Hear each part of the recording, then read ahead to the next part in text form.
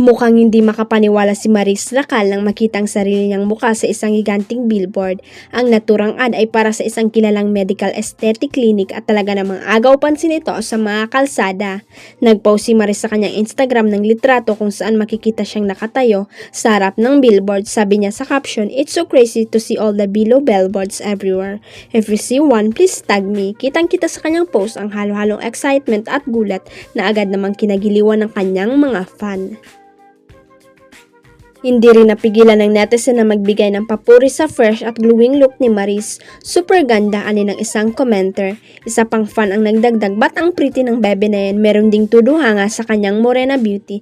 Ang ganda, I love your tan skin."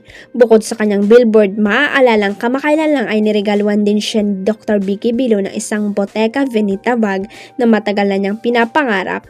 Kitang-kita ang saya ni Maris sa vlog na iyon at marami rin ang humanga sa pagiging simple at appreciative ng aktres.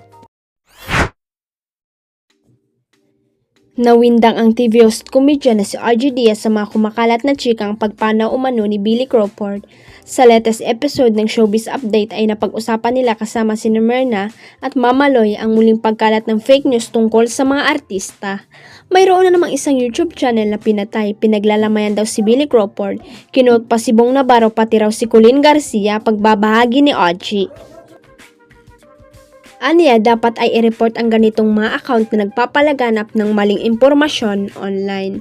Dapat yan i-report, hindi maganda yan, naghahasik kayo ng fake news pag sa inyo nangyari yan. Ako, Diyos ko, buhay na buhay si Billy. Sabi pa ni Oji. Matatandang hindi naman ito ang unang pagkakataon na may kumalat na maling balita patungkol sa aktor. Minsan ang naging topic si Billy ng mga nagpapakalat ng fake news kung saan sinabing may malalang sakit raw ang aktor. Huwag kalimutang i-click ang subscribe button at i-ring ang notification bell para sa latest at legit chika updates.